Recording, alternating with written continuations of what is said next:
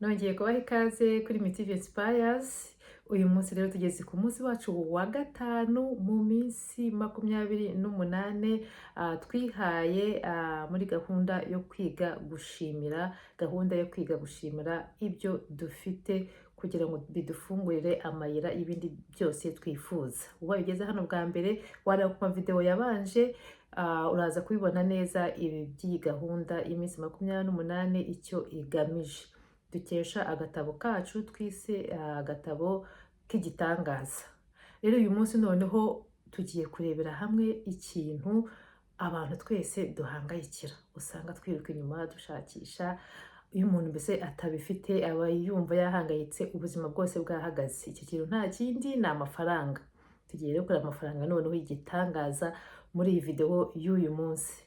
Nukuri usanga kenshi abantu dutinda ko tudafite amafaranga dufite ntahagije, urahembwa ukavuga ati agashahara wapi ntigahagije, ntibivamo, ugasanga iteka ryose turitotombera ko nta mafaranga dufite, ko tudashobora kwihaza ibyo dukenere byose kubera amafaranga makeya.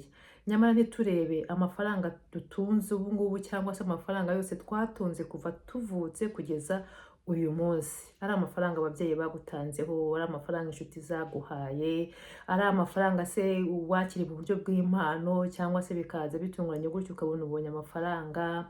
Mu bintu utunze byose, ibyo byose ni amafaranga ubikesha. Niba warize mu ishuri, amakaye wakoresheje wayaguraga amafaranga, resitora wajyagamo kurya byari amafaranga. Ubaruye amafaranga yose yakugenzeho kugeza umunsi ubu ngubu uri kuvuga ati amafaranga ntayo, ntabwo wayabarura ngo yarangize.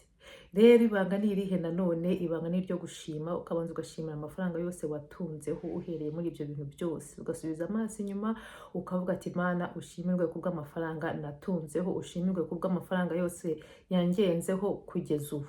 Burya uhita usanga uri umukungu w'amafaranga, uri umukire w'amafaranga. Amafaranga nayo rero burya uko babyita gute, uko nyine uyinubira cyangwa se uko uyagaya, niyo mvugo nziza. Uko uyagaya uvuga ati ni duke, ni biki, ugasanga uri kuyinubira, nayo burya ahita aguhunga akagenda. Ubwo ntabwo uba uyakunze nyine, utukujeho dukeya uratwanze, uratugaye, ahandi yari kuza yirukanka aza gusanga icyo gihe aragiye. Ibanga ryo gukira rero kugira amafaranga menshi nta rindi, ni ukwishimira udufaranga ufite. Kabona ari kamwe wishima uvuga ati mbonye amafaranga. Uvuga ati mwanya ugiye gutekereza ko ufite amafaranga adahagije, ahubwo ushimira Imana ati Imana ushimwe kubwo amafaranga yose nabonye kugeza uyu munsi.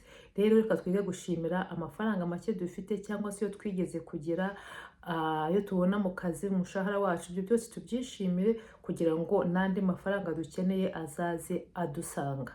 Umukoro rero w'uyu munsi ugiye gufata urupapuro wandike nk'uri kwandika fagitire, nurangiza noneho wandikeho ijambo ryo gushimira. Dushimirwe Mana kubw'amafaranga yose natunzeho mu buzima bwanjye. Ni ukuri icyo kintu nugikora kizagukururira amafaranga atabarika mu buryo utazi, nyine mu buryo bw'ibitangaza. Twabonye ko iyo umuntu ashimye, uko ugiye ushimira, ni nako urwego ushimiye ni narwo rwego wakiraho ibyiza, ni narwo rwego wakiraho ibyo bitangaza nyine wifuza. Reka rero dushime twivuye inyuma amafaranga dufite, tuvuga ko amafaranga yatugiyeho ari menshi cyane. Mana ushimirwe no kubw'uyu munsi ko ibintu byose nkikoresha ni amafaranga bigendaho. Nta mpamvu yo kuvuga ko nta mafaranga ufite cyangwa se ko amafaranga ufite adahagije, kandi kugeza uyu munsi ibyo ukeneye byose ubibona. Dushimira Imana rero ku mafaranga make dufite, ku mafaranga yose twatunze. Ufate urwo rupapuro wandike uti Mana urakoze, urakoze, urakoze. Rya jambo ryiza ryo gushimira tubivuga inshuro 3, urakoze kubw'amafaranga yose natunzeho. Ubundi ugashyira ahantu ku ruhande rwawe, wagashyira mu mufuka, wagashyira hehe, umunsi uri bugende wose ujya gakubita ijisho urebe uvuga ati Mana urakoze kubw'amafaranga natunzeho. Uzaba ureba uko kwatura, uko kuvuga, kumva ko wishimiye amafaranga yose yakugenzeho, bizakuzanira umugisha mwinshi ushingiye ku mafaranga. Rero ikindi ni uko ugiye gufata bya bintu byawe 10 ushimira Imana wagezeho, warangiza ukongera ukabisubiramo ukavuga n'impamvu wishimira Imana. Ni ukuri ibyo bintu bituzanira umuco wo gushimira no kumva tunyuzwe, kandi iyo unyuzwe burya ibintu byose biza mu buryo bw'ibitangaza utaruzi, utari uniteze ko byakubaho. Ubundi bishimira Imana ibyo bintu 10, nurangiza kubishimira Imana wituze ushyiraho ngaho, uko uzajya utuza ukubitaho akajisho uvuga ati nyamara Mana warakoze kubw'ibintu byose nagezeho. nurangiza mbere yo kuryama rero nabwo ntiwibagirwe gufata ka kabuye kawe k'igitangaza cyangwa ka kamenyetso tuziranyeho mu gipfunsi cyawe, ushimira Imana. Ni nko mu buryo bwo gusenga, nk'uko wasenga ugashimira Imana ibyiza byose byakubayeho uwo munsi. Ni uko ibyo tuba twabizanye muri ka gatabo ka k'ibitangaza, ariko ni uburyo bwo gushima Imana ku byiza byakubayeho uwo munsi. Twabonye ko muri iyi gahunda dushaka gushima Imana gusa, nta bintu bibi dushaka kwiyaturiraho. Nuko rero ndabakunda cyane, mbifurije kugira ishimwe ry'amafaranga no kugwiza amafaranga menshi cyane mwifuza. Naheje ku munsi wa gatandatu, ariko ntimwibagirwe gukanda subscribe, kunsigira ka message wenda k'ibiganiro mu bikunda nzakomerezeho, no guhereza inshuti zanyu iki kiganiro. Murakoze, naho ku munsi w'ejo, ku munsi wa gatandatu. Imana ikomeze ibarinde kandi bongerere amafaranga.